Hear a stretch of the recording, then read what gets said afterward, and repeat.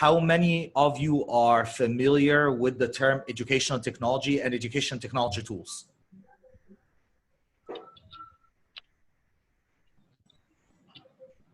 Anyone could speak at any point. Okay. It has become familiar nowadays, but not with everything. Maybe I know this program or this application, but I don't know how to use it, how to apply it in my classroom, or modify it to suit each learning situation. Fair enough. Okay, thank you, Amani. Anyone else?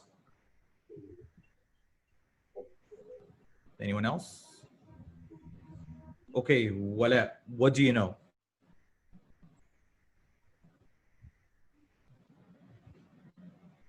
You can unmute yourself. Okay.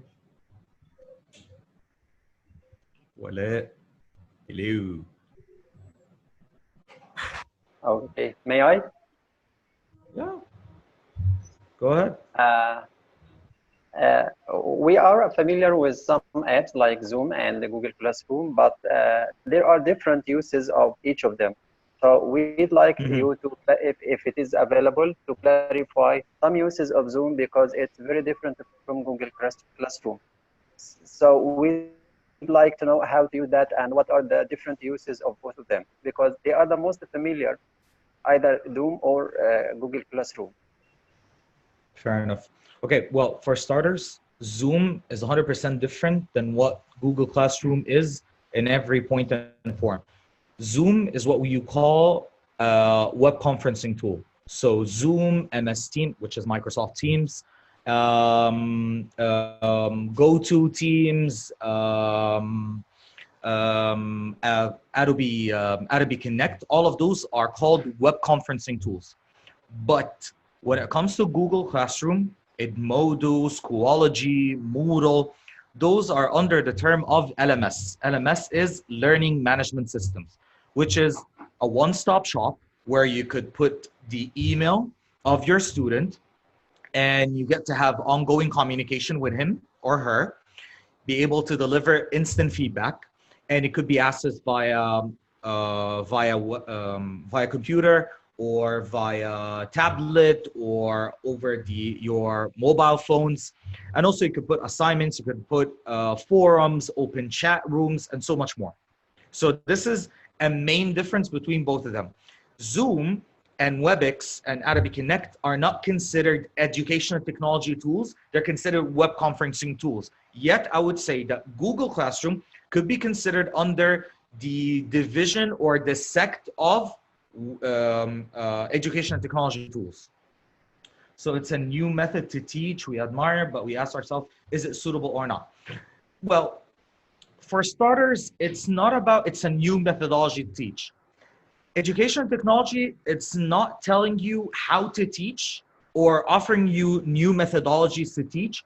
It's actually based on the same technicalities, methods, applications that you already conduct in your own classrooms, but you're taking the same methodology, either progressing it or enhancing it and making it in a different format. That format is using technology. So I don't want you to be put in that frame of mind that we need to be learning something totally new. No, it is exactly the same as what you have been always doing in face-to-face classrooms and in face-to-face classes, but you're turning this into a new channel.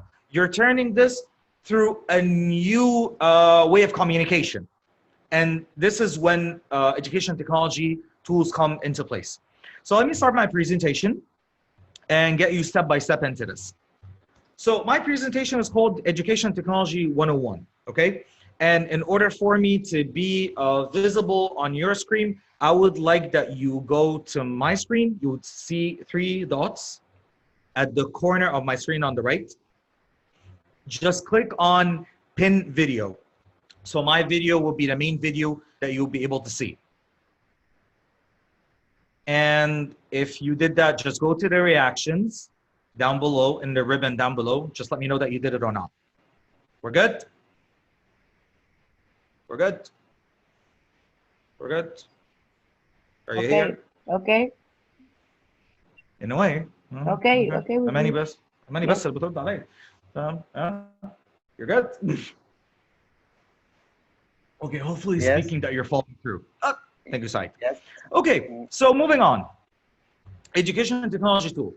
For starters, as I said, EdTech assists teachers. In what sense? Enhancing what they do now.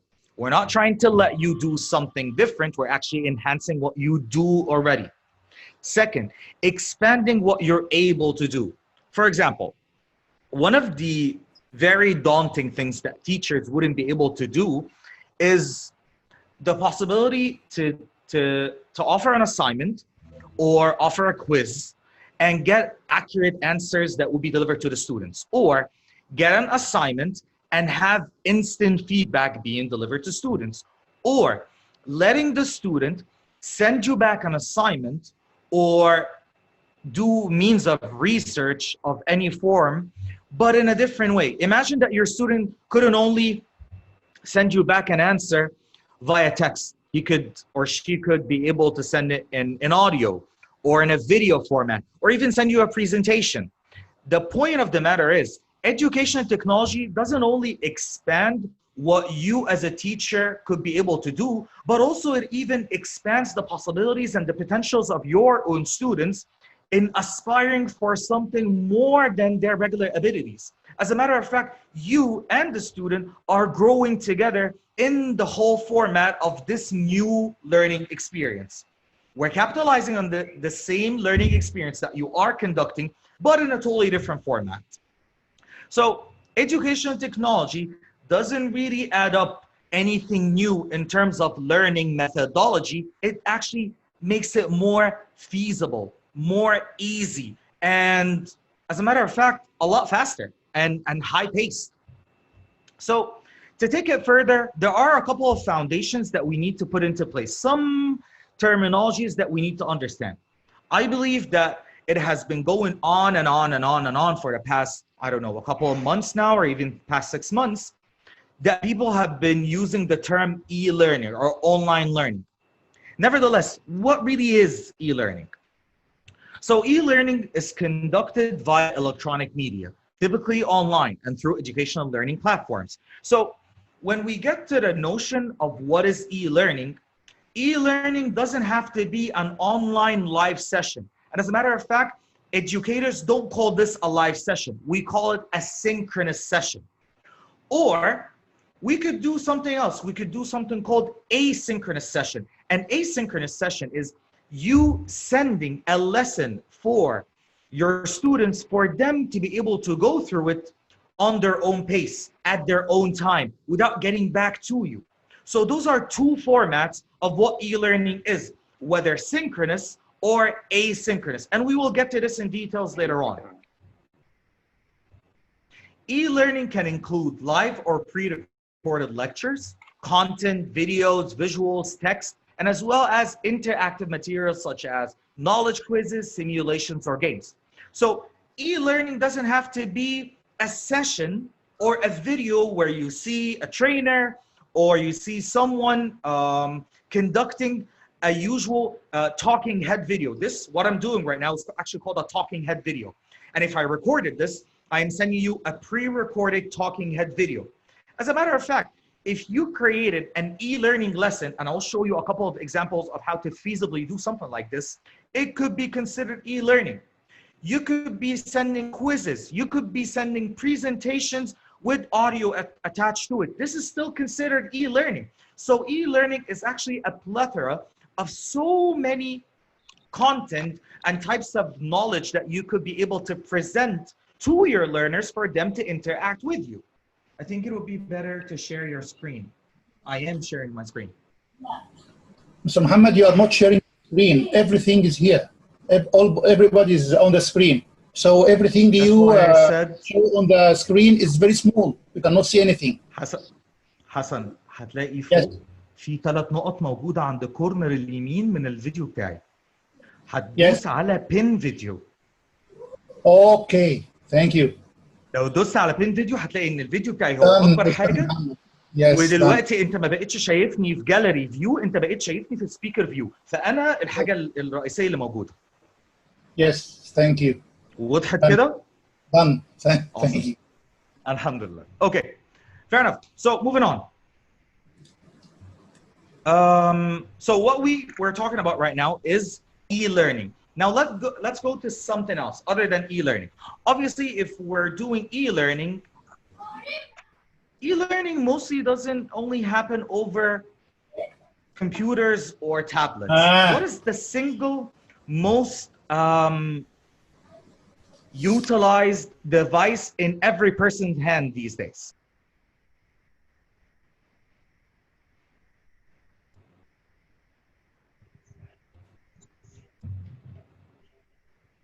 Smartphones.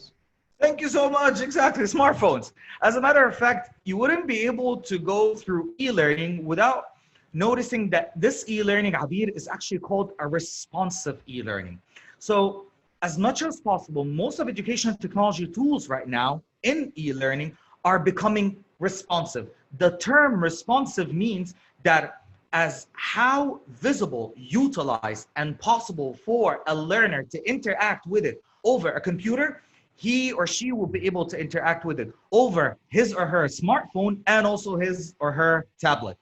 So that's why we need to explain what really is mobile learning. So mobile learning, also known as M-learning, is an educational system. Mobile learning supports, with the help of mobile devices, a continuous access to learning processes. This can be on appliances like your phone, your laptop, or your tablet. You can learn wherever and whenever.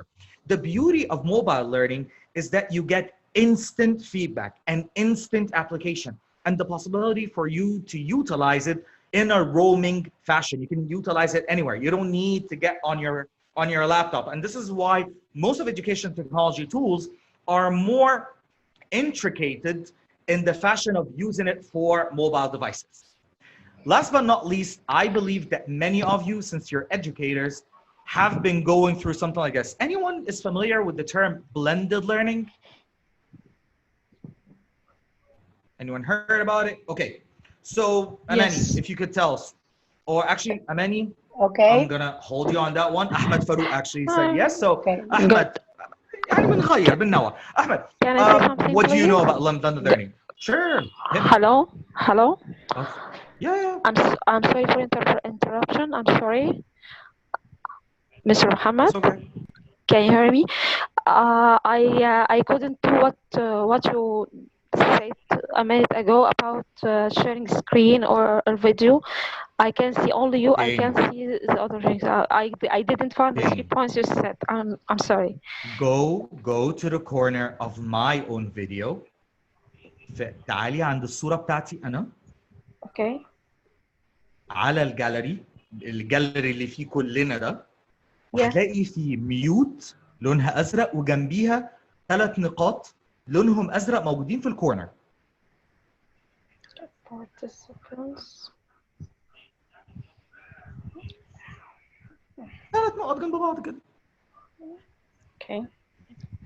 No. هتلاقي عليها pin video. I'm sorry for interruption. Okay. So I don't understand. I didn't get it. From where I didn't You get can it. find, I'm sorry. please, Miss Amal, you can find there up in the screen. Up in the screen, there are some photos or some pictures, and one of them contains Mr. Muhammad's picture.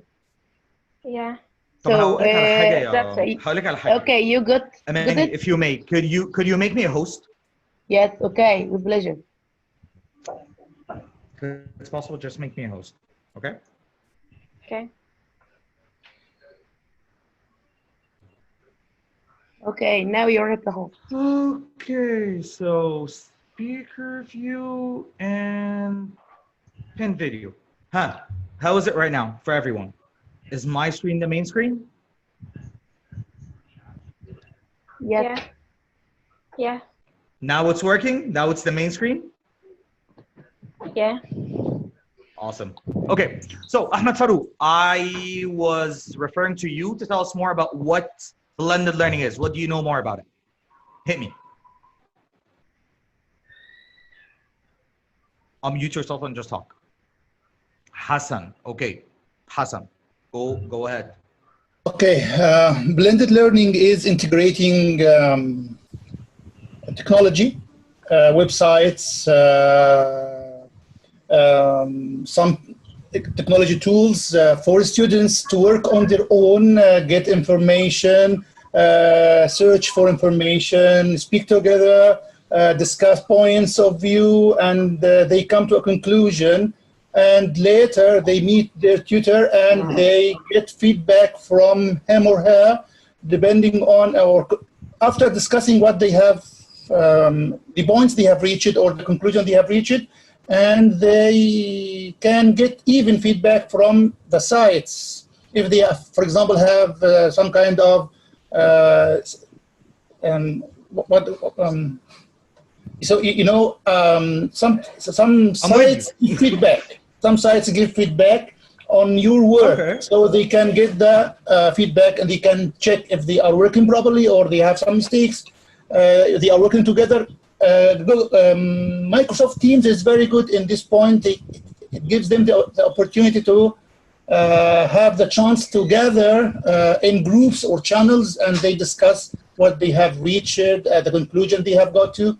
And when they meet their tutor, they discuss with him. So face-to-face learning becomes easier, and it doesn't consume all the time discussing ideas inside the class, so students get the most of what they are learning or what they are doing. Okay, thank awesome. You. By the way, sorry. By the way, there is now a course on Future Learn giving there are mainly 4 courses now going on blended learning on Future Learn, getting started, embedding blended learning, and many other things. So and also on EDX, where I got really good program on EDX. Yes, thank you very much. There's a program on EDX, and there's also another one on LinkedIn Learning. I would totally recommend that people will go for it. But what you said, please, if you have the link, you can please. If you have the link, please, you can just share it by the end of this. I'll send it over. I'll send it over. Thank you very much. Thank you. You're welcome. Wholeheartedly agreeing with you, with the exception of one thing. The whole utility of Microsoft Teams. The point of the matter is, blended learning is a methodology, is a modality. Microsoft Teams is a tool like any other tool. You'll be able to use this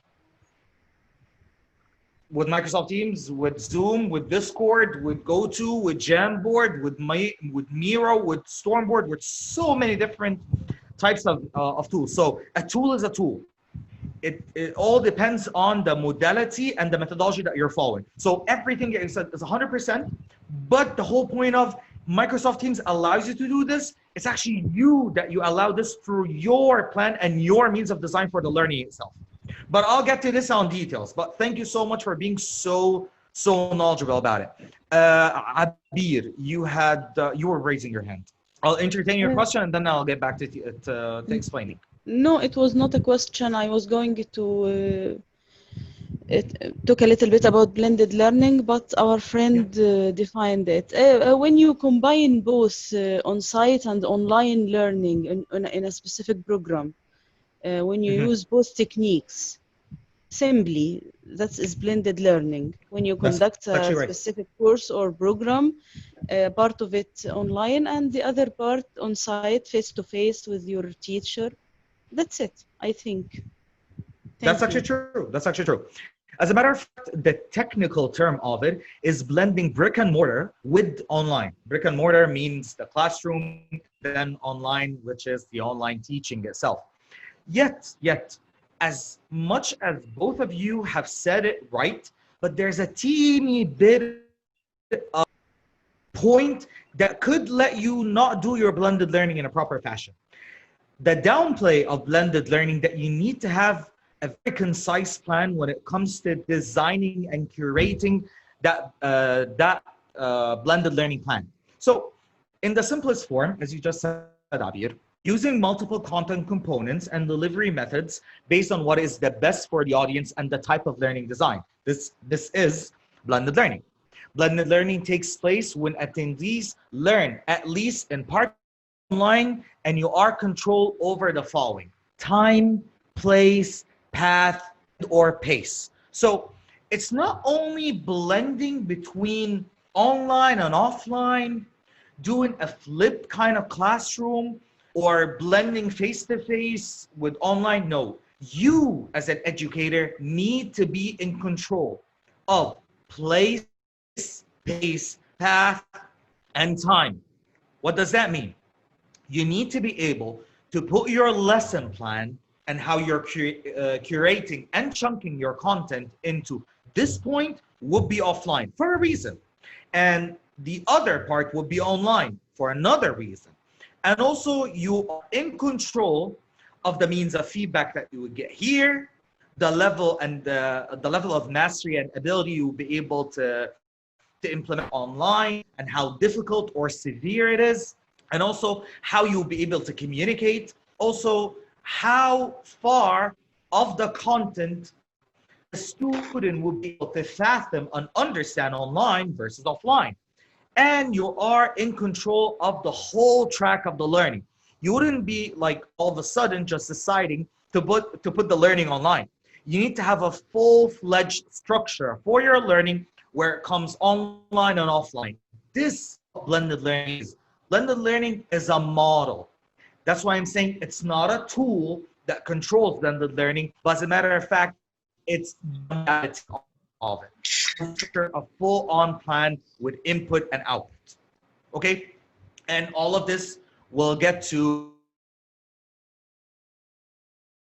using blended learning, e-learning, mobile learning, all of that is being governed in two types. Either it is synchronous, which is face-to-face virtual sessions, like what we're having right now, a virtual session. This is synchronous. And we have asynchronous. Asynchronous is where the learner goes through the session or the lesson on his or her own pace, on his or on her own speed. He goes through it on his own or on her own. Synchronous session, how long do you think a synchronous session could possibly last? How many hours maximum? I think it shouldn't exceed 90 minutes. يعني ده الإجابة النموذجية. As a matter of fact, I heard from other people 6 hours, 4 hours. No. This is, but that we need to discuss in a totally different session. Something called cognitive load. That's a load. ده جهد إدراكي عالي جدا. A whole amount of load of knowledge and means of practicality and understanding on the learner's working memory to be able to understand and absorb the data or the knowledge that you are conducting to him or her. So a synchronous session allows you to have that kind of discussion for severe and complex parts of knowledge. But asynchronous session, you can put the routine, the mundane, the things that they could work on their own, or things that wouldn't be taking too much effort for them to be able to understand, or even just for assignments. So this is how we, in the simplest form, be able to differentiate between the utility of synchronous and asynchronous. That's why most of the complex understandings are being put in synchronous live session, and asynchronous is most of the learning experience is placed on. Okay? Okay, so the last thing that we said is the difference between synchronous and asynchronous. Now, the last point that I will be explaining, and then we'll get into more application-based.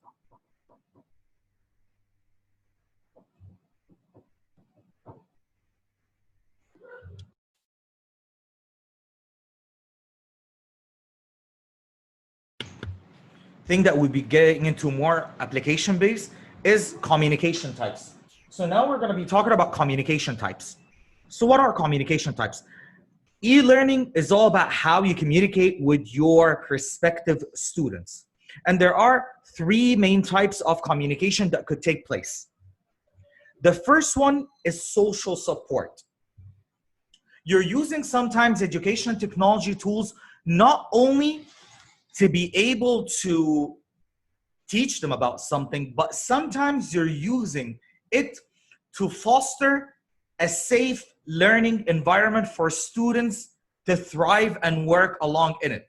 For example, was it Saeed that talked about Google Classroom, right? It was you, right? Yes.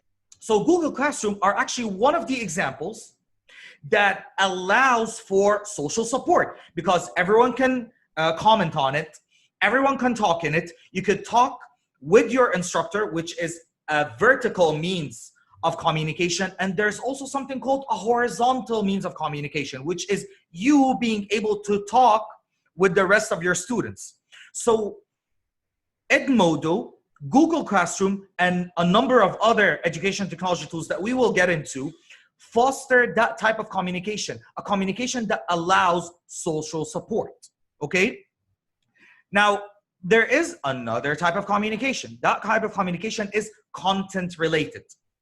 The type that is content related talks about communication that is pertaining assessments or examination or tests, whether those tests or assessments are summative tests or formative tests.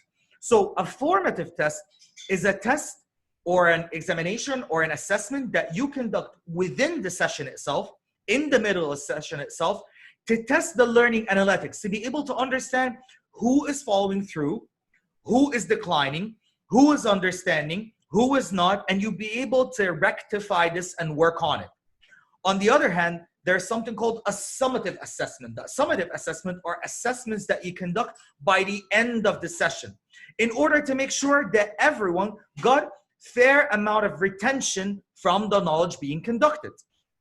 Exactly, it's continuous assessment for learning. So content-related communication are education technology tools that allows you to conduct different content-related assessments and examination and tests that could be able to aid the retention and the awareness of the students about the knowledge matter, or even skills as well.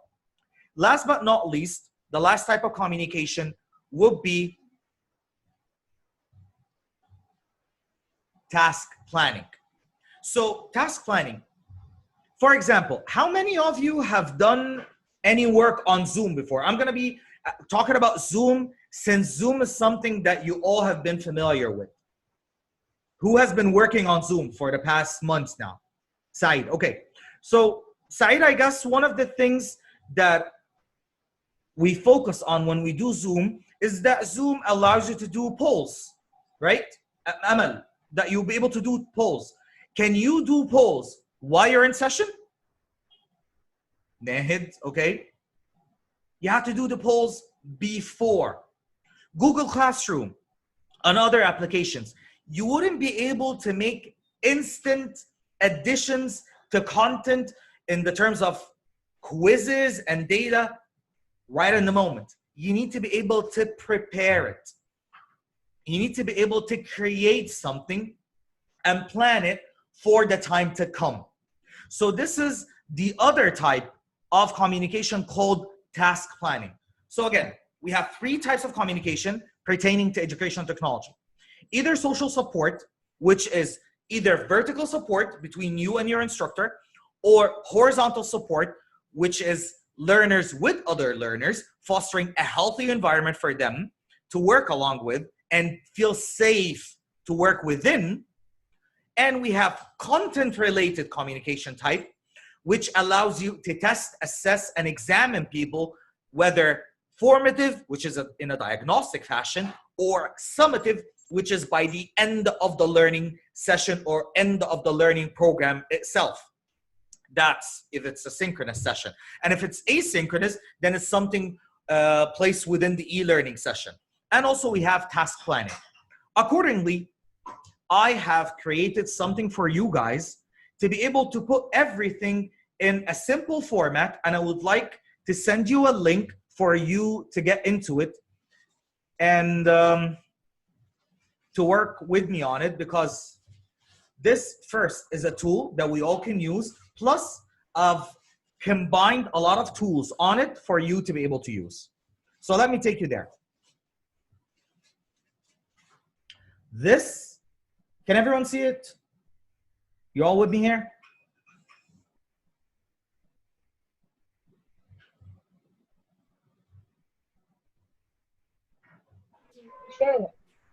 We're good? Can everyone see it? Cool. Okay. Yes. Alhamdulillah. Okay. So this is Padlet. Padlet is a board that you could be able to put sticky notes of that fashion, or you could put different curation of data on it for people to work along with you and even interact with you in terms of, I want people to let me know their opinion or their point of view, or even solve an exam or add data of their choice on Padlet itself. Okay, I'm gonna be muting you guys because someone.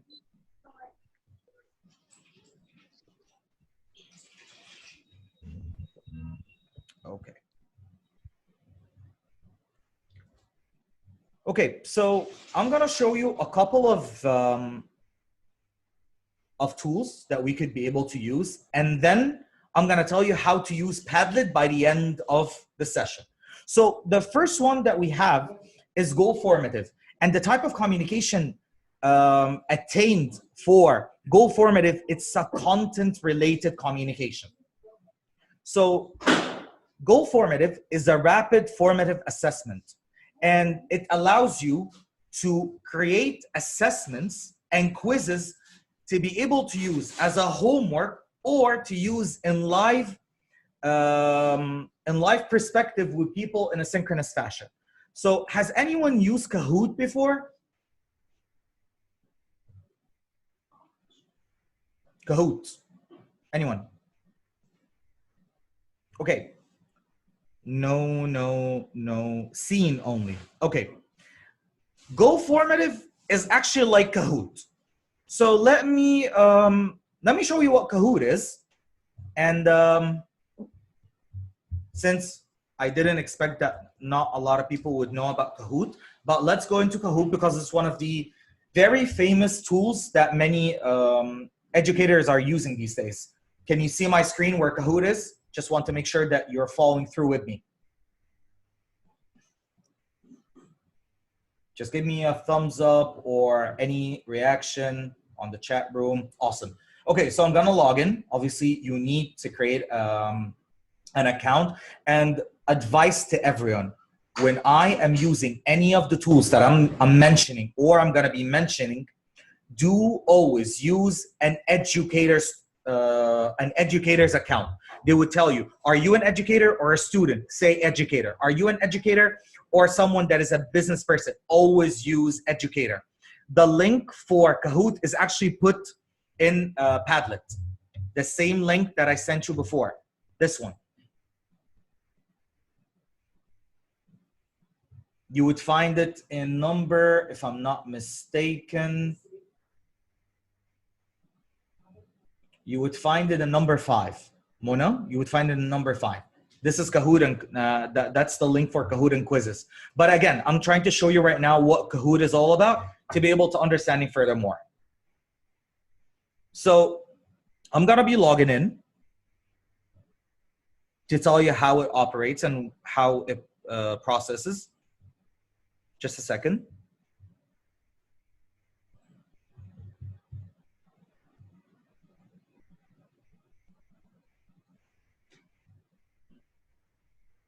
So this is the main screen of what Kahoot is. If you clicked on Kahoots, which is on the top ribbon over here, those are all quizzes and work I have created before. Would you like to play along and use a quiz with me right now, just for trying it out, to understand the look and feel of it, like to experience what Kahoot is? Would that be okay? Okay, great. Okay, so let me choose a small quiz, but keep it something simple.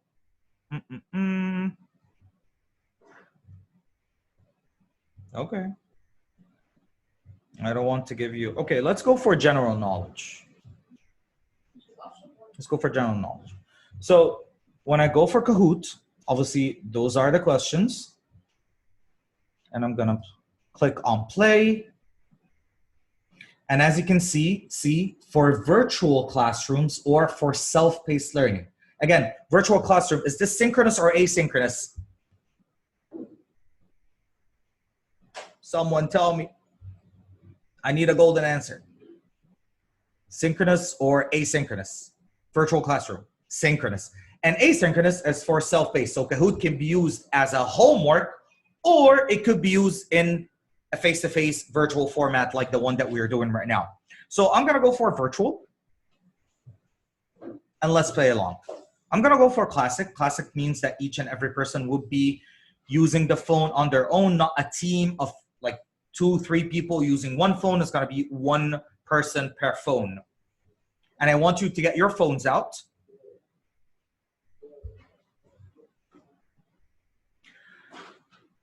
Want you all to log in on Kahoot.it, and it would ask you for a PIN number. Just put in this PIN number.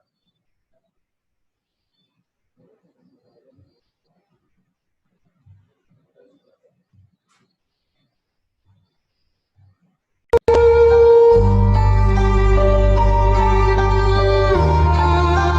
onto your Safari or Google Chrome, MoE that you use on your phone.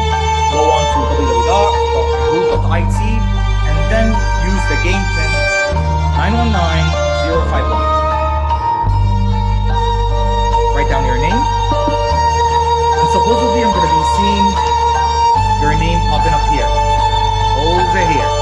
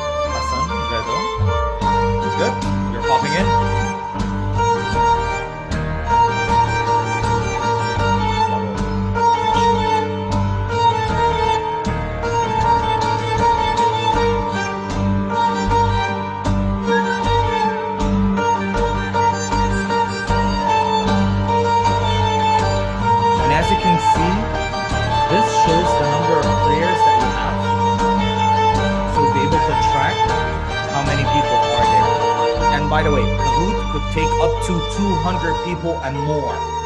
So you could even host with webinars. As a matter of fact, I've been using Kahoot for the past 5 years with different classes. Even before this, I used to use it in classroom, which is another format of learning. So you could use most of the tools that I'm talking to you about right now in your class in a blended learning format, not only in a virtual format.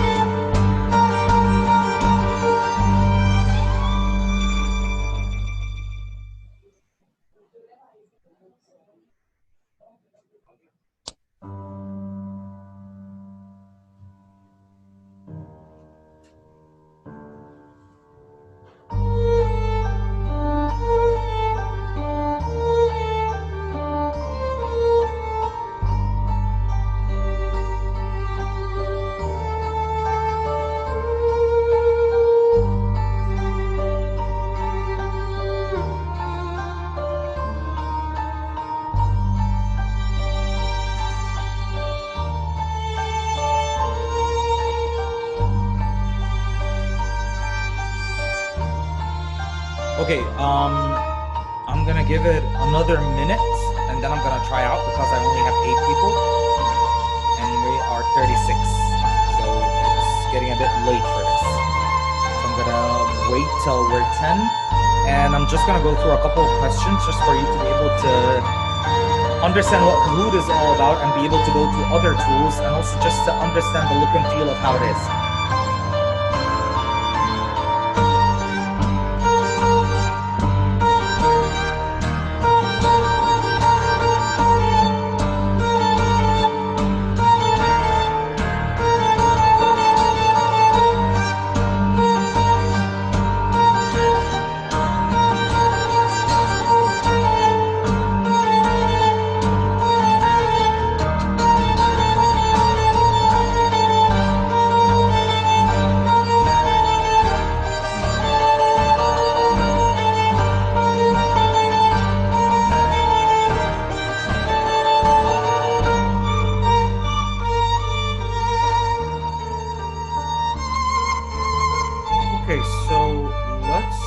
Let's start. As you can see, there's a button here called start, and we're gonna go for it. So I only have 7 people, but for some reason the other 30 did not go. So who's the leader of a city? Mr. Muhammad. Is it a boss, a supervisor, mayor, or governor? Mr. Muhammad? Yes. I'm sorry again. I couldn't log in. I couldn't. Using the same link. It's not using the link. Okay. Let's get into this. You sent? Okay, I didn't send a link for Kahoot. I said go on to kahoot.it. From Google? From Google or from Chrome? anything. From anything, from Chrome, from Google, from Safari, okay. Whatever that you're using. Okay, thank you. Okay, thank you.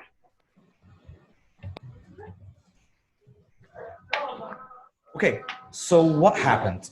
Many people said a governor, which means 4 people said governor. Now, as you understood from only experiencing that on your phone started. لا ما هو مش هينفع تقول انا لسه نازل انا هروح دلوقتي. Your phone became a tablet of 4 different colors. Each and every color represents a button that you see in front of you. This is what Kahoot is all about. It's about how to answer any question right and fast with your learners. So what you experience right now is how Kahoot works. A question comes up and a timer on the side. It counts down the time left for you to answer a question, and you need to look at it from your phone and answer correctly and fast enough. Okay, let's go for the next question. And what I love about Kahoot the most is between each and every answer, it gives you that chance to pause, reflect on the question and the answer to be able to make sure that each and every person is following through and understands the meaning of what you have put in each and every question. So let's try the next one. Now, we're all 0 because no one answered it right, but it's okay. It's okay. We'll get there. Next question. What percent of the Earth's surface is covered in water? Would that be 25, 75, 50, or 95? 20 seconds on the dot.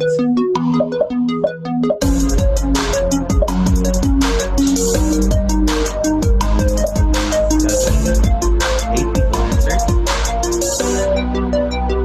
Don't tell me. Just answer it there. 5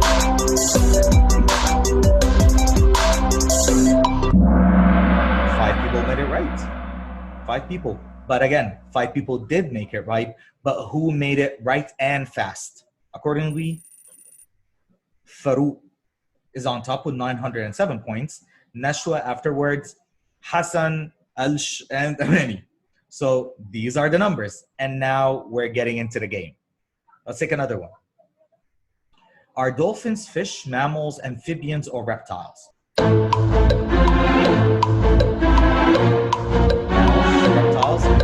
fish? Better answer quick. You only have 20 seconds left.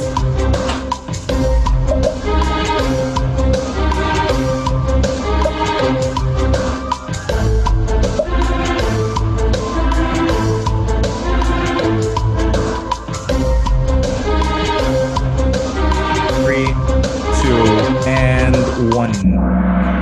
5 people made it right. 3 people said fish. Interesting. As a matter of fact, it's a mammal. And reptile is not a reptile. مش زواحف.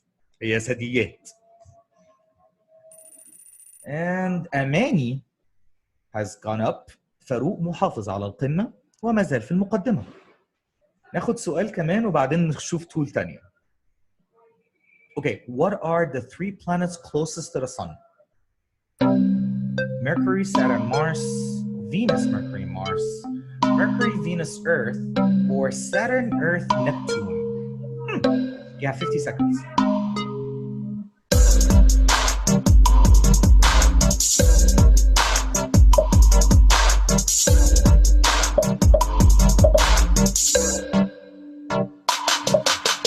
Hey, many are answering.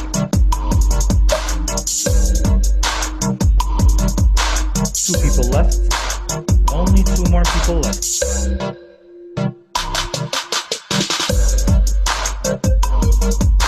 Yalla!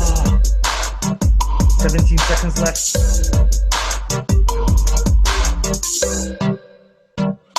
والله يا مي انت بتغشين كده. 5 4 3 2 1. Nice. 4 people got it right. I'm gonna end the quiz here, and I'm gonna say end quiz, but you can actually continue on. But if I did end the quiz, في المرتبة الثالثة حسن، وفي المرتبة الثانية بالميدالية الفضية نشوى، وفي المرتبة الأولى بالميدالية الذهبية the one and only.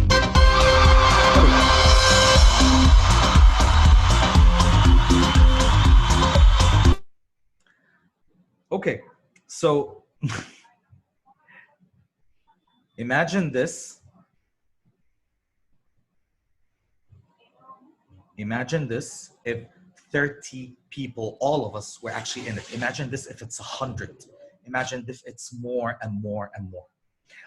The biggest number I've used something like this for was 500 people in an event, and it is amazing. This is Kahoot. It's free. It's open for a lot of people. You could put right or wrong questions. You could put multiple choice questions, and it's extremely easy. Let me show you how easy it is. Okay, so I'm gonna take you back to home.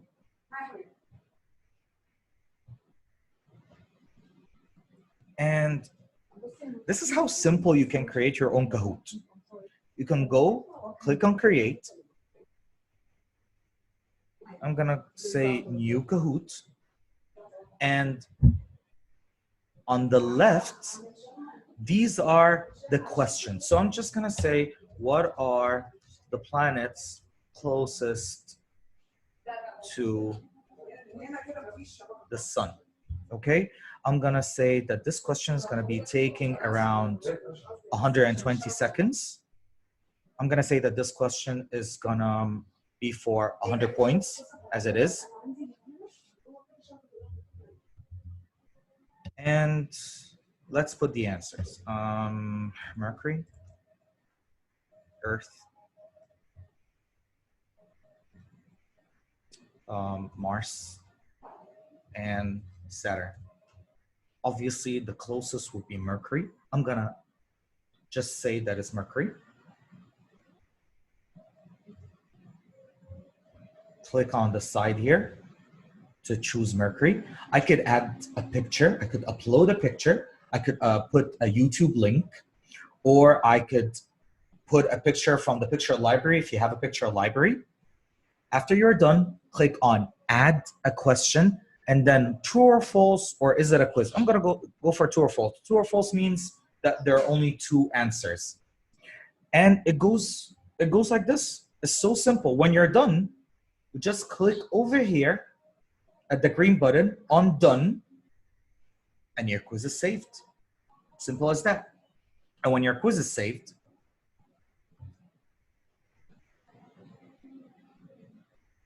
Kahoot cannot be played. All questions need to be completed. Okay, I'm gonna take this question and I'm going to delete it. Delete, just to keep one question. I'm gonna say done. I'm gonna put it a title. I'm just gonna say reload. Description, demo. Continue.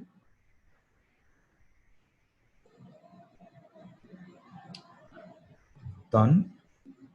And when you go to the main screen, just click on Kahoot and you would find your quiz just waiting for you to use it. Click on play. And again, it would tell you, is it virtual or is it self-paced? Click on teach virtual. Then again, use this one, use the classic, don't use team mode, use classic. Just click on classic.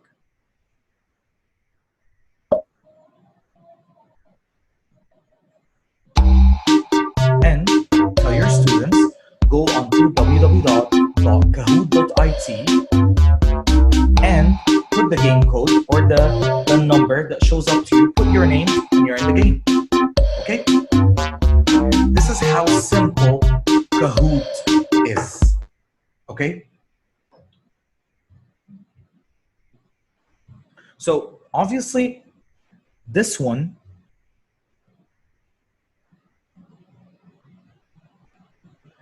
this is a content-related type of communication that you can use. Now, let me show you other examples of content-related tools that you could use as well, okay? If we go back to the link that I sent you, this one,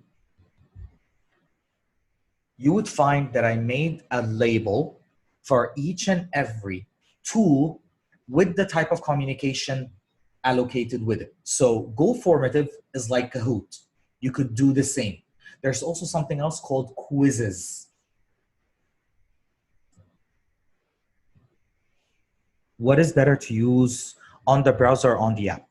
Well, there isn't really a preference to it, but honestly, Shaimat, I would totally go for a phone because it's more feasible and easier than using it over a over the computer or over the laptop. And you know what the beauty of it is?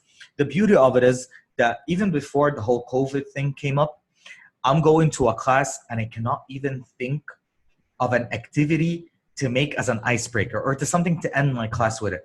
I could actually have the Kahoot application on my phone and I create a quiz on the phone. And then when it comes to working, I open it on my laptop, hook it to the projector, and I play it. So this is how easy it is. There's another tool that I love, I just absolutely love, which is quizzes. And I also left it. If you found the EdTech tools, you would find Kahoot and quizzes. Now, quizzes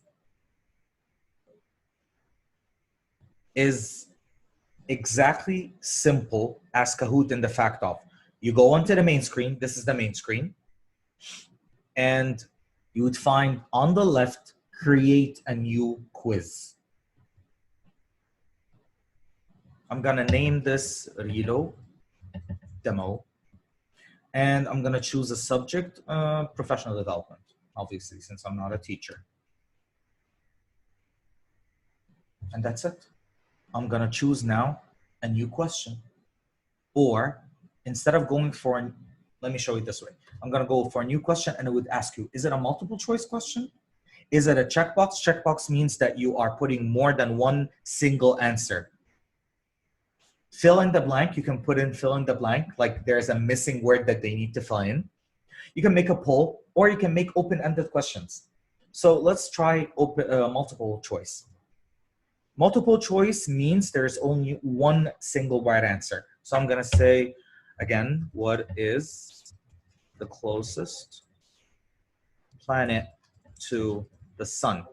And the beauty of quizzes, other than Kahoot, that it shows you exactly how it would look like for the learner. It looks like this on the tablet, this way. So I'm going to say Mercury and Earth, Mars, and Saturn.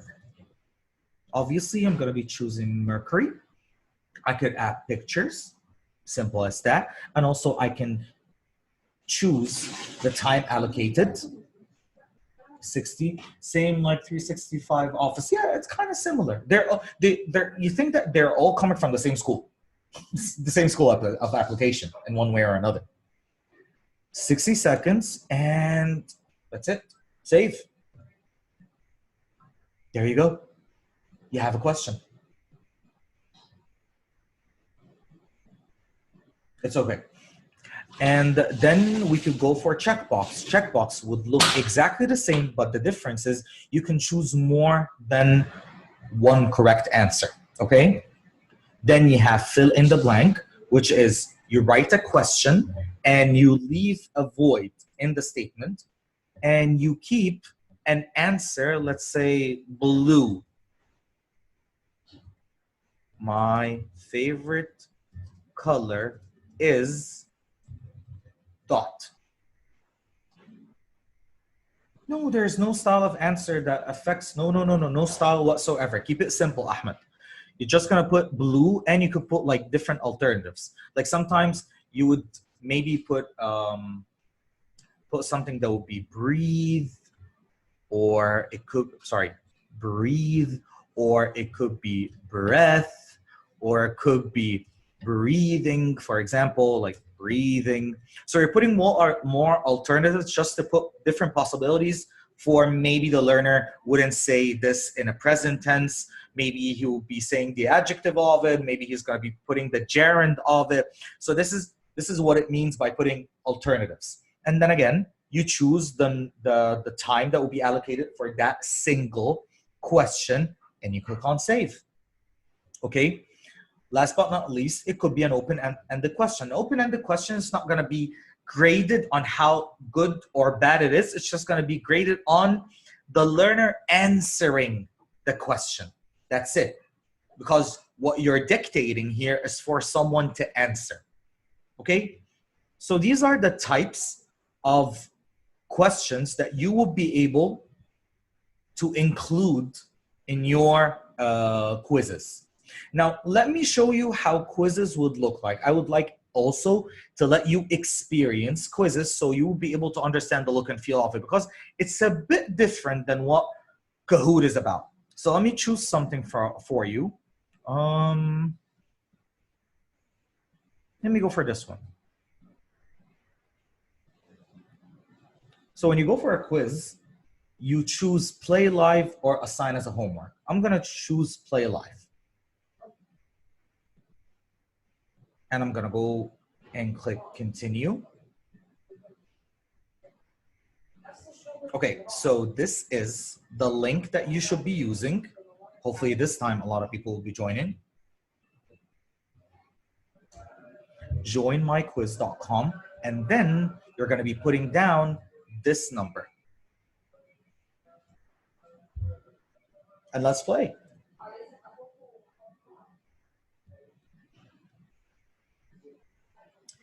The difference, the main difference, yes, it is graded. And actually, Ahmed, in Kahoot and in quizzes, you could go later and look for reports. And in reports, you can download an Excel sheet with each and every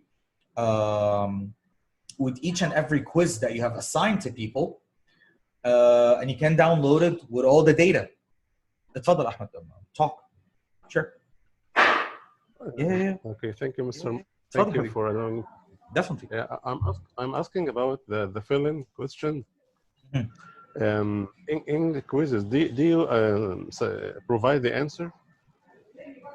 Yeah, I do. In the answers. احنا بنحط answer وبنحط alternative ليها والternative ليها والternative ليها. Okay, because for example, if you write the answer in small letters and maybe the student write in capital. لا مش الدرجات.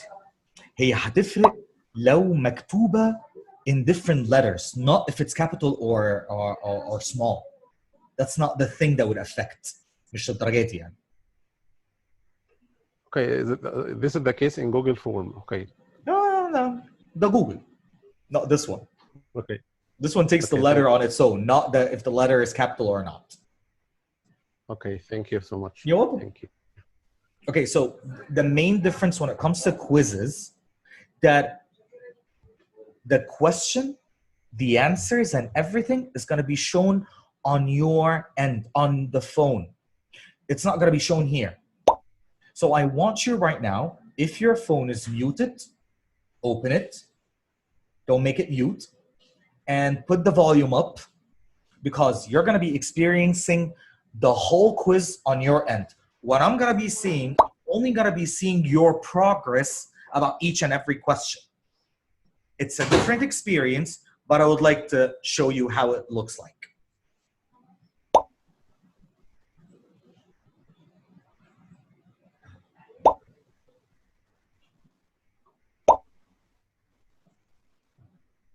Okay, we have 7 people this time.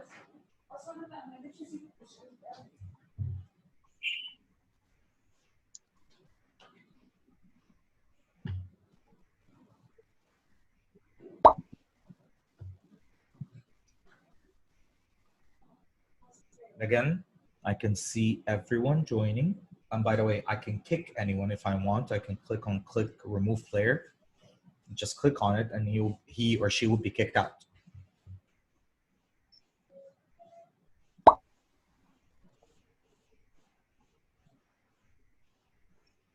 So I have 9 people. Anyone else is joining or we're done?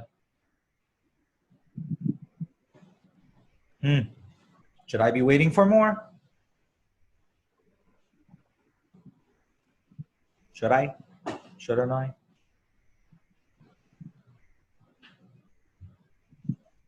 Must I? Anyone? Okay.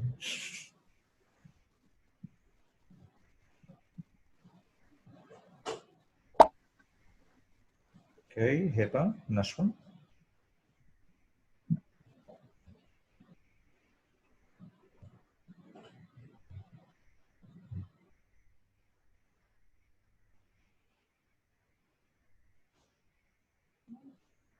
Hot.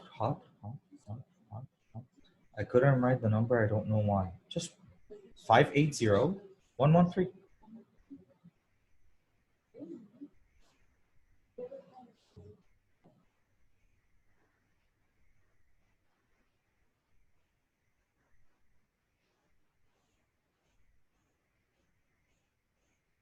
Okay, I'm gonna start with the 10 because it would be good to look at other tools as well. And by the way, you can still join us even after I click on start, so it's fine.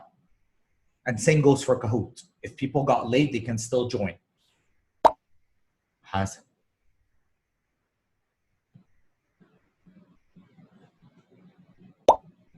Moon. Good. And فاضل نشوة. Join us in Nashua. Okay, 5, 4, 3, 2, 1. Put up the volume on your phones and play.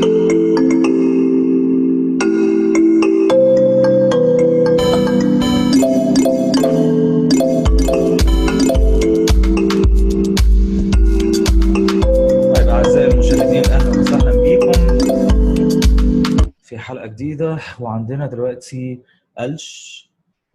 2 questions are correct. حسن وفيفا وفاروق موجودين في المقدمة، وتتبعهم أمل هي ب 1930 نقطة لكن متراجعة. لكن فيفا is on fire زي ما انتم شايفين.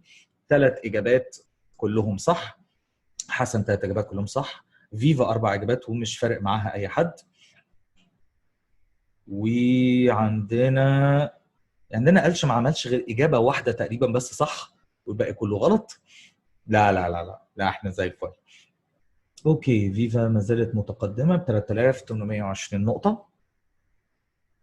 وانا عندي الاوفر اول accuracy بتاع الكلاس is 64%. Okay, Viva is 4,670 points وهبة تاليها في المرتبة الثانية ب 3,790. Actually, I stand corrected, 4,850. والمنافسة محتدمة. هبة ما شاء الله عيني باردة عليها، ما غلطتش في ولا حاجة لحد دلوقتي. حسدت البنت اتعكت دلوقتي وخدت حاجة غلط. So sorry يا هبة. فيفا 5,570. اوكي 5,570. وعندنا أحمد حواتر on fire ب3 إجابات 100% correct. هبة رجعت للمقدمة تاني، هي وفيفا head to head. فطبعا زي ما انتم واضحين التيتشر بيقلب ان هو يعني حاجة خليط ما بين مدحت شلبي و اسمه ايه؟ الراجل بتاع من سبح مليون، مش قادر افتكر اسمه دلوقتي. جورج خرداح. فاروق فاروق القادمون من الخلف. وبعدين لا، فيفا مش هتسيبه في حاله. 8300 وفاروق 7859. فاضل لكل واحد فيهم سؤالين وتنتهي المباراة. سعيد ما كناش شايفينه بس ظهر في المرتبة الرابعة. أمل خلصت، حسن خلص، هبة خلصت، وفيفا حتى الآن في المقدمة. الله أعلم هل حد هياخد منك العرش ولا لأ. احنا فاضل ألش وسعيد وهبة ان هم يخلصوا. سعيد خلص ب 7545 وفيفا ما زالت متربعة على العرش فوق. ألش فاضل له 2 questions. فاضل أماني. فريدة خلصت.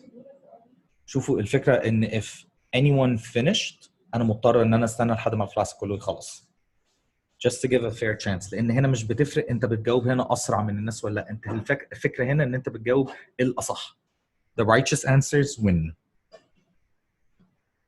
فهبه واماني فاضل اخر 2. هبه واماني. by the way if you do not want to wait for anyone you could click on end game اللي موجوده فوق على اليمين. so هبه has one more question to go.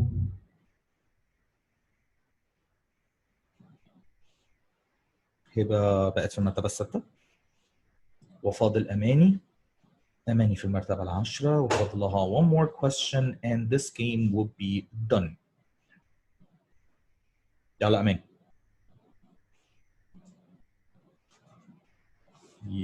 يلا أماني. كده game is done. وبهذا تنتهي أعزائي أنساتي سادتي اللعبة. فهقوم دايس end game ويبتدي عندنا المرتبة الثالثة فاروق، المرتبة الثانية حواتر، وفي المرتبة الأولى فيفا. So this is quizzes. أحلى حاجة بقى في quizzes what I really enjoy.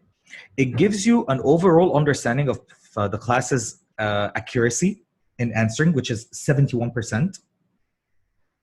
You can see the toughest question that most of the people did answer wrong.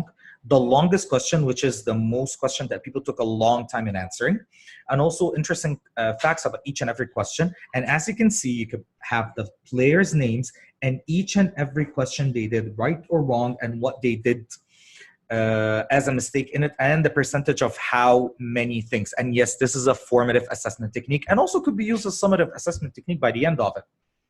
And you could even view it pair question. Doesn't have to be pair player. You could see it as pair question. And if you want, you can download the results. You can download it in an Excel format and it would show you the data of each and every person in class and what he or she did. And again, this could be utilized in the form of a homework, not only within class. So you can send them lists, you can send them a link with the username and with the password and the link, and they can go in, put a due date for it, or even put the link on Google Classroom, and ta-da! That's it. It's an assignment. It's a homework that for them to be able to utilize. Sure. Hassan, unmute. Hassan. You should.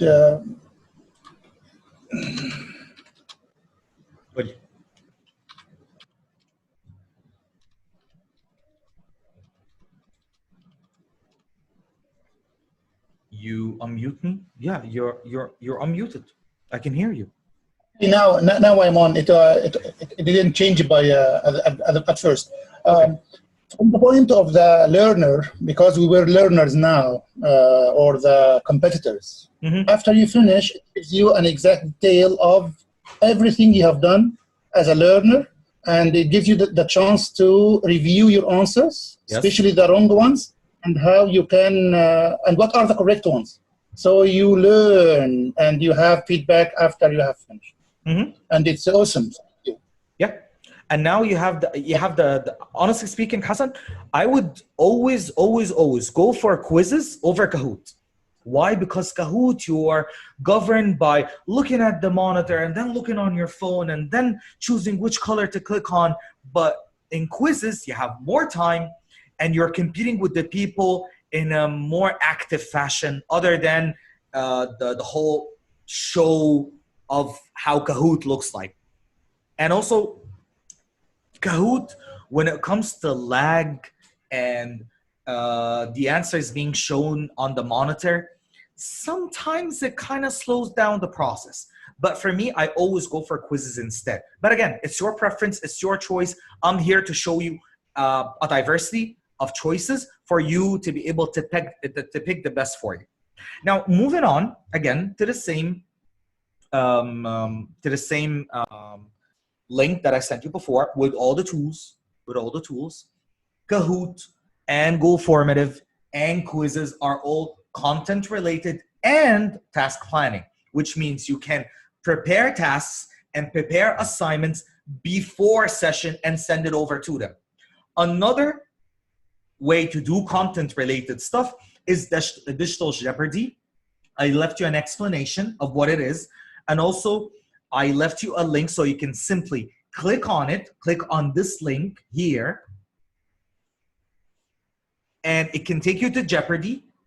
Just make up an account and log in. It's so simple, and you can use it with people synchronously.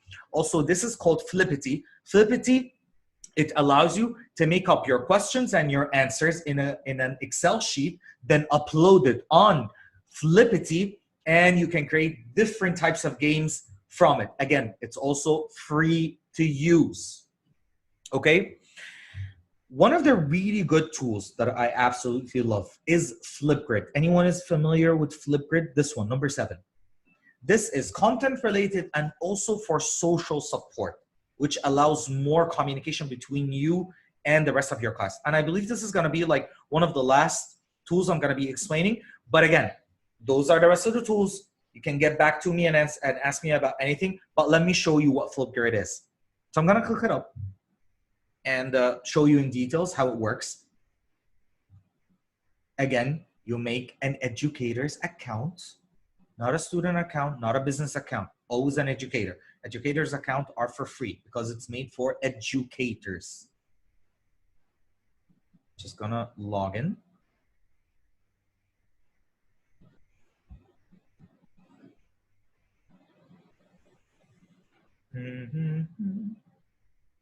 Sorry if it's taking a little bit more time than usual. Okay, so right now I am on my grid. وزي ما معنى الكلمة بيقول it's a grid مصفوفة. What is Flipgrid? Flipgrid is a way for you to do a different type of assignment. Let me take you here for a bit and then get back to you. Okay, so Flipgrid, imagine that you are giving people an assignment and you want them to do a role play for you, or to tell you specific examples in a video, or to make a presentation, or to inform you about things, or even to make sure their pronunciation is right, or their work is correct, and they will be able to present it, and you will be able to even answer them back in a video. This is what Flipgrid is. As a matter of fact, I had colleagues of mine that I told them that you can use Flipgrid in more than this. But let me show you the basis of what it is, and I'll show you different ways of how to use it. So Flipgrid, I'm going to show you a Flipgrid of mine. I give a class on storytelling, okay? And in that class, I teach people how to do storytelling, how to use different techniques in storytelling. As a matter of fact, I tell them about 8 different techniques and how to use similes and analogies and different types of formats to deliver a story. And then I give them an assignment. That assignment is, please choose a story to record. Choose 1 or 2 techniques to use in recording your story. Please do not exceed 5 minutes. And those are all my students. And when I say students, I don't mean they're like young. I have students up to like 45 and 50, but they're still my students. So those are all my students. I'm going to show you one. I'm going to click here. When things in your life seem almost too much. I don't know if you can hear it. Let me see. So sorry. Yeah, I believe you can. To handle. When the 24 hours in a day are not enough. Always remember this story. So it shows the name, it shows the title, it shows the video, and this is my comment that I wrote extensively for my student, and it's being emailed right to her email. Okay, and I could even like the video. And other students from the same class who can access this grid can go in, see her video, and even like as well, or comment on it. So how does it work? What happens from an educator's perspective, that I can click on reply over here, this green button, and I will be able to record an answer. Just gonna click on record. 3, 2, 1. Blah blah blah blah blah blah blah blah blah blah blah blah blah blah blah. That's it. I can add a filter if I want. I can put stickers and emojis. I guess the sticker is gonna show any minute now.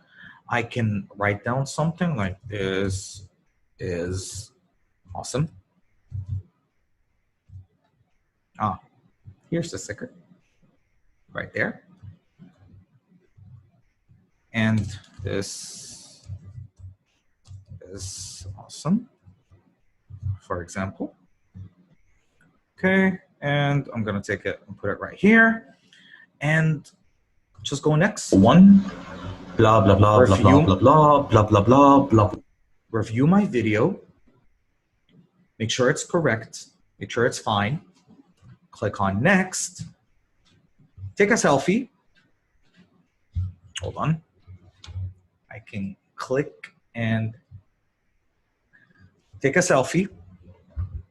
And if I click next, it will be sent to my student.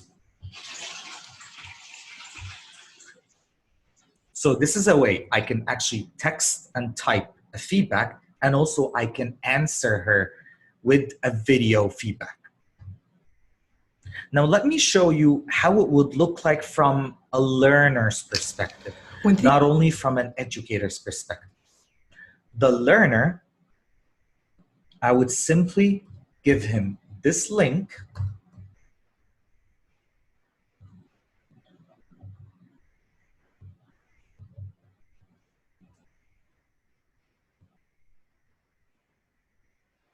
And I would provide him with a specific password that I put in the email or on Google Classroom, and I will click Let's Go. This is what it would look like to the learner. The details of the assignment, and I would tell them, click on the big green button. I would click on this big green button, and I would start to record my video as a learner to the educator. And when I'm done, I can see everyone in my class who did conduct similar videos on the same assignment. This is Flipgrid, and I love this tool because it can be used in so many ways. For example, you have a class and most of the people do not know each other yet. So you can actually send them this and let them do an introduction about themselves, and it could be recorded and being put on the grid. So everyone that will go in would see everyone before even the live session starts. So it's a good icebreaker. That's one of the things. A second one is you could use it as an assignment to practice a skill, or you could use it as a way to collect feedback, or you could use it as an assignment to be able to have individual conversations with you and your learner. So this is Flipgrid, and I absolutely love it for the reason that you can make it versatile for any topic, and also you could use it with any number of learners, plus it's free. Okay, so this is Flipgrid, another tool that you could use. And how about that? Sometimes don't we like to have like YouTube videos or videos that we chose online, but we need to edit it or put a voiceover on it, or maybe add a question, make it more interactive, not only a video. This is when a tool called Edpuzzle comes into place. Edpuzzle, as you can see, it's a video creation tool.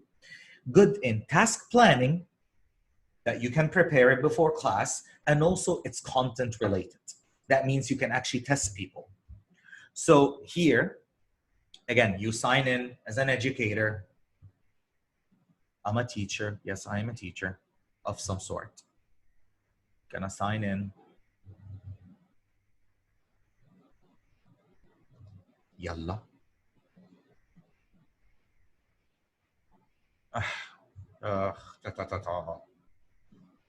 Clicked on the wrong one, sorry. So the beauty of it is that you can create so much with it. Meaning, on the right, you would say add content, create a video, or let me stand corrected on this, create video, upload a video, whatever you wish for. To me, I'm gonna go for the simplest thing. I'm gonna say create a video. And I'll get any video from YouTube. I'm gonna go for YouTube, and I'm gonna say TED Talk, innovation. Nishi? Maybe this one, or this one, or you know what? I'm gonna say TEDx education. And yeah, this one sounds good. The one on cancer. Now I have the video. Type of video that is too long. I want to edit it. I'm gonna go and click right here at the far right, edit. I can cut it, cut the beginning, cut the end. I can take the microphone and make a voiceover by clicking on start recording, which means I don't want them to listen to this part on the video. I want them for them to listen to my voice instead. Or I can add a question. I can put a multiple choice question. I can put an open-ended question. I can even put a note in the middle to remind them about something or to recall something that we talked about in class, or. When I'm done, I'm just gonna click at the far right on top, finish. Then assign it. And above of edit, I'm gonna click on assign. When I go to assign, if I have a class on Google Classroom, I'm just gonna click here and I'm gonna be assigning it to the Google Classroom. But let's say I don't have a Google Classroom. I'm gonna go to public links, take the link, send it in an email. Copy the link, send it in an email, and that's it. So this is Educational Puzzle or Edpuzzle. I left you also on the same link that I sent you, something called Explain Everything and Edpuzzle, where you can actually create your own learning videos and send it to people. And the beauty of it, again, it's for free. Okay, last but not least,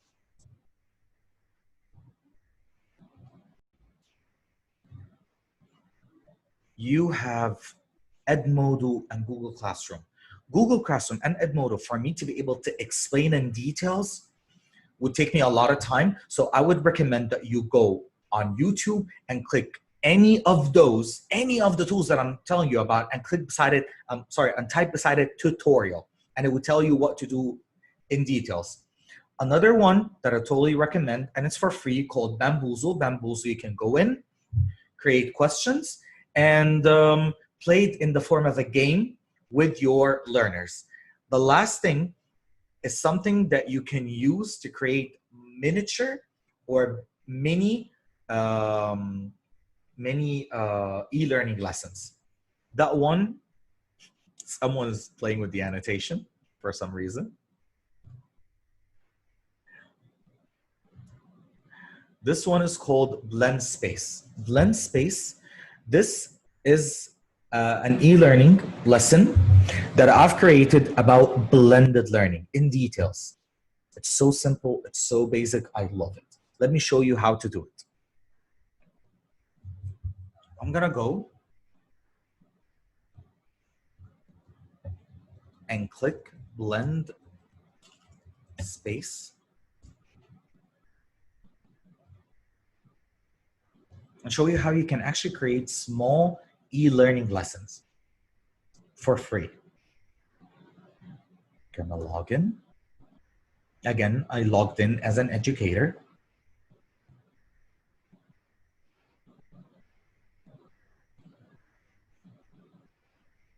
This is the dashboard.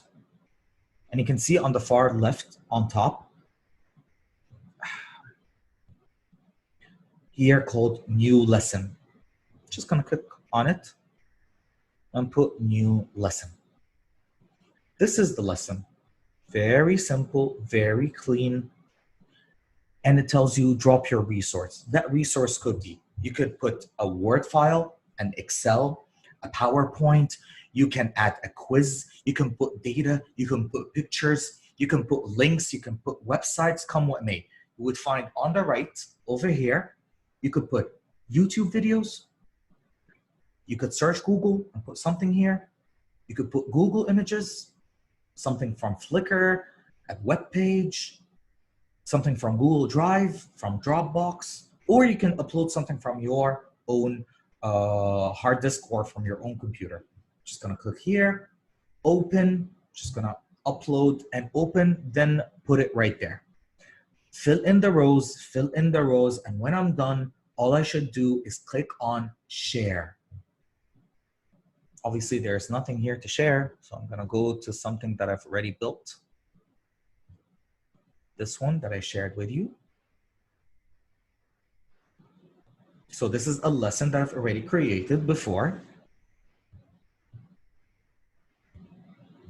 In the first one right here, I've actually created an infographic. This is an infographic about blended learning, and this is the description of it. So I've uploaded a picture, and then I've put the description of it on the right. Right here, I've put another infographic. And then I've put a website and another website, and assessments and a quiz, and then I want to send it to you. Let's say you are my learners. I'm gonna click on share, click here, copy the lesson, and go into the chat right here, or send it to you by email, send it to you by Facebook, put it on Google Classroom, whatever. And I would send it to you right there, and you have a small e-learning lesson that is straight to the point. Its utility is to serve as a vehicle for people to go into a learning at their own pace, as an asynchronous means of e-learning without actually going through development of hard core e-learning softwares. You could do something that is so basic, and it would be so easy for your learners to be able to go through. So again, to wrap it up, I've used Padlet as a way to put knowledge, and that knowledge was different types of the communication that you can use with your own learners. Those communication could be for social support. It could be for content-related communication, or it could be task planning. On the Padlet that I sent you before, you can find the type of educational tool and beside it, the type of communication that it indicates. 10 tools. I didn't want to overwhelm you, and we experienced together what Kahoot is, what Quizzes is, and also Blend Space, which is a small tool that you can create e-learning lessons with. Again, when you're thinking about whatever that you want to use for the tool, do not focus on the tool. A tool is a tool. You need to think about your design, the structure of your learning, the modality that you'll be able to utilize. Do not focus on the tool. And I know that I didn't explain Google Classroom or Edmodo, the content. Yes, thank you so much. I didn't talk about Google Classroom because there are so much to go through when it comes to Google Classroom, but I would advise, because I'm self-taught. I taught myself how to use Google Classroom, and I use it in a gamified fashion, as a matter of fact. I use it for gamification. That I go on YouTube and I explore things bit by bit through tutorials. So I'm open now for questions if anyone has a question. And definitely I'm going to be sending you the presentation and the recording. I'm going to be handing it over to Amani when I'm done. And you have the tools in the Padlet. So I believe MoE did raise her hand. So, am I right? MoE? Really, I would like to thank you for everything in the room. Yeah, Pleasure. Really, it's an honor to have you here today, and it's a great benefit indeed. My pleasure. Thank you so much. MoE, you had a question? If anyone else had a question?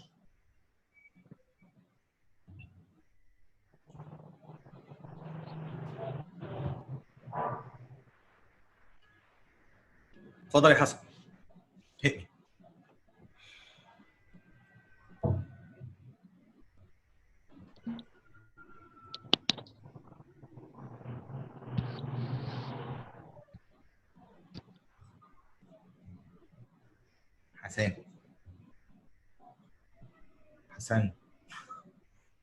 Hassan, you're unmuted.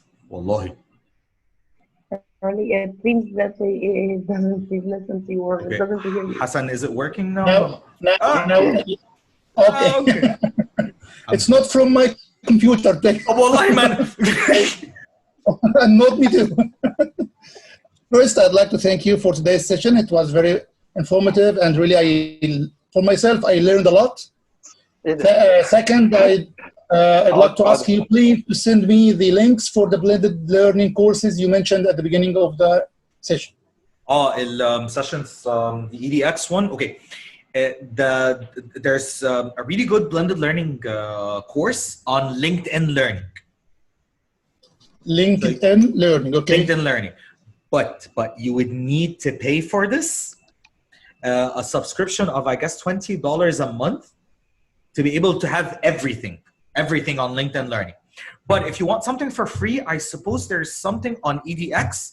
I'll check again. I'll see if it's expired or it's still working. And if so, I'm going to send it over to Amani or Minna.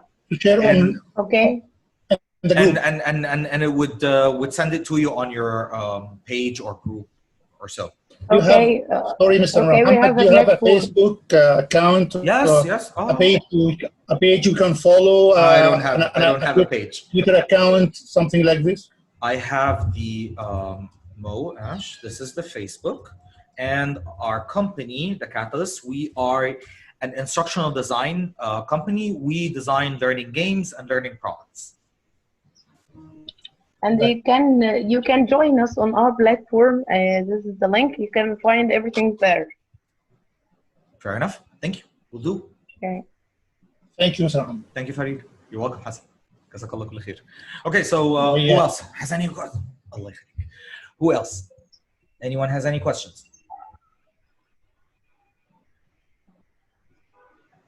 That's what they're saying. Hit me. Shoot.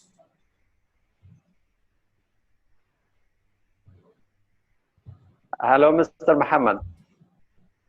Yep. Actually, I don't have a question. I just have a thank you for you. and it was a very informative session. I liked it a lot because I really appreciate your being initiative to give this session on our platform. So on behalf of the platform team, I'd like to thank you very much for this session, and I'd like to thank Rilo Cairo for giving us this opportunity to spread the knowledge, the digital knowledge, to all people related to education in Egypt and also outside of Egypt. So thank you very much, Mr. Muhammad, and we'd like to see you again and again for many sessions, including digital education. Definitely, my utmost pleasure. And just a little advice to everyone. All of this is open knowledge. That means it's accessible by everyone. All you need to do is just do a little bit of research and you can find wonders. I only told you about 10. I know maybe over 30 different tools that could be used for a diversity of things. But I do not have the time to tell you. Wallahi, I would love to tell you everything. But again, sometimes there are tools that are made for specific things and others that could be used for so many things. Like, for example, I'm just going to say something. There's a tool called Kialo Education. This one is used for debates. You could put your learners into a debate. It's called Kialo Education. There's another one that I left you. It's called Voicethread, which means you can actually make a presentation and then put voice and media and videos, and you can send it to people, to your learners in the form of a link. There's something called vlogs. Vlogs, you can create video blogs, and on those video blogs, people can actually have a conversation and people can continue on to comment and get into various discussions. So my point is, go onto YouTube, follow educational technology channels, and you can get open to so many tools that could help you in so many different ways. Also, there's something called book widgets. You can make quizzes, websites, slides, mathematic equations, true or false questions, so many things. It could be used as a software that you can download on your computer, or you can do it as a web browser. So my point of the matter is, just do a little bit of research. There's so much out there, and it's just waiting for you to get to know more about it. It's been a pleasure, and it's been an honor to be with each and every one of you. And I'm sorry about the tardiness and sometimes the noise that was in the background, but I hope that I was sufficient enough with you and it lived up to your expectations. So Amani, yes, Mr. Muhammad, I don't know how thank you. Really can't thank you enough. My pleasure. It was so beneficial for all of us. Really thanks for Rilo Cairo, Ms. Sama, and really thanks for you.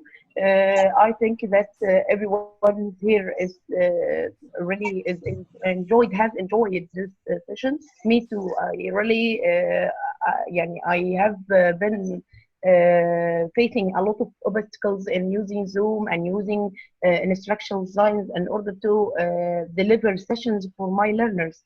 So I don't know how to use, what to use, how can I get this, all of these applications. Really, may Allah reward you all the good. Likewise. Okay, so I bid you all good night, and if you need anything, just I'm one message away.